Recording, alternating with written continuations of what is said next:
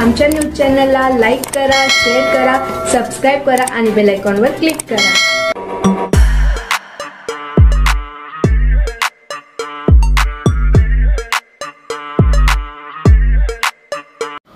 Sir, Malegaon तालुका police station येथे police हवालदार किशोर नेरकर यांच्यावर खंडणीचा गुन्हा दाखल आहे आणि आता काय परिस्थिती आहे त्या गुन्ह्याची?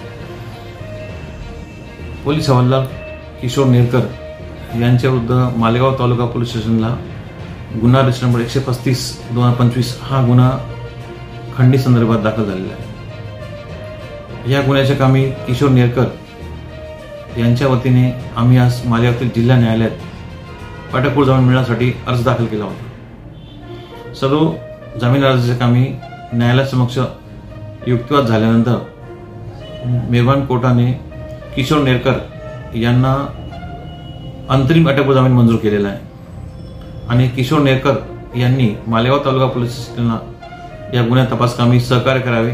ज्या ज्या वेळेस पोलीस बोलवतील त्यावेळेस पोलीस अधिकाऱ्यांना चौकशी कामी मदत करावी असे निर्देश देऊन सोमवारी ते प्रकरण पुढील चौकशी कामी न्यायालयात ठेवलेले आहे। काय युक्तिवाद झाला की त्यांना अंतरिम जामीन मिळाली?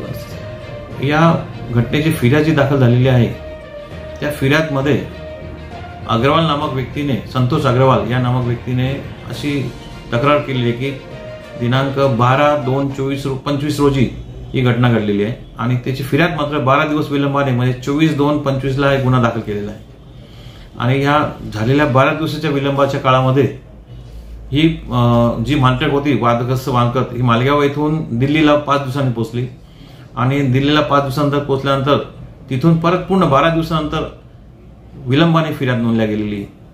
हा झालेला विलंब जो आहे हा या फिर्यादने दिलेल्या घटनेच्या सत्यतेवर संशय निर्माण करणारा आहे असा युक्तिवाद आम्ही न्यायालयासमोर केला आणि एक सरकारी नोकरी असलेल्या पोलीस कर्मचाऱ्याला अडकवण्यासाठी हा खोटा गुन्हा दाखल केलेला आहे असं मी न्यायालयासमक्ष निर्देश आणून दिलेला आहे आणि या सगळ्या गोष्टीच्या प्रथम दर्शनी बघता न्यायालयाने अंतिम अटक जामीन देण्यासाठी परिस्थिती असल्यामुळे 3 तारखेपर्यंत यांना अटकपासून संरक्षण दिलेले आहे।